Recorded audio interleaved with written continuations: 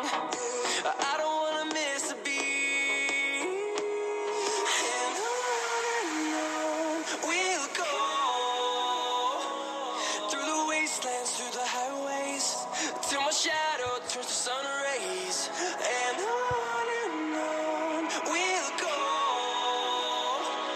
through the wastelands, through the highways, and on we'll go.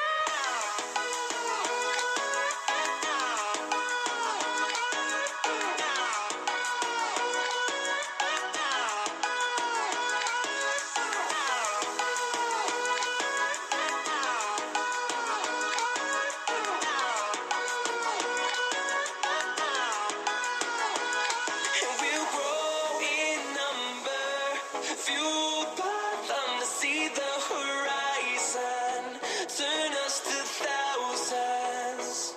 And we'll grow in number, fueled by them to see the horizon, turn us to thousands. Melinda, a charming and spirited young woman in her late 20s, and Eddie, a charismatic and intelligent young man in his mid-30s, sit at a local cafe, laughing and sharing stories. Their bond is palpable. Their love for each other, visible through the warmth of their interactions. As best friends, they share dreams, fears, and unfiltered honesty. Melinda is happy but unaware of the depth of her feelings for Eddie. One day, at the cafe, Melinda meets Abby, a muscular man who sweeps her off her feet. Eddie watches with a mix of confusion and heartbreak as Melinda takes a different path. They all laugh, but Eddie feels a growing distance. Melinda starts dating Abby, leaving Eddie behind subtly, but significantly in her life. Melinda gets used to the nature of protection provided by Abby. He is always bullying young adult men away from her, making her feel protected, a clear contrast of Eddie's provision of wisdom and knowledge which enables her maintain her own mind against challenges from strangers. Melinda relocates and parts ways with Abby. Being used to protection that stems from physical displays, a clear contrast with her experience with Eddie and the influence he had on her, she falls for Jason, a wealthy and influential businessman. As Melinda and Jason dates, he showers her with diverse expensive gifts, but he's totally unavailable to talk to her heart as she experienced with Eddie. Months later, Melinda joyfully prepares for her wedding and suddenly glows on her special day as she marries Jason. As the ceremony proceeds, Eddie's expression portrays pains, highlighting the unspoken heartbreak of letting go. As weeks pass, Melinda's excitement fades, revealing a discontented reality. She is struggling to adjust to married life with Jason, whose insatiable wants he's consumed by as he isn't having self-control over these wants to secure time for them together in real intimate moments as a couple.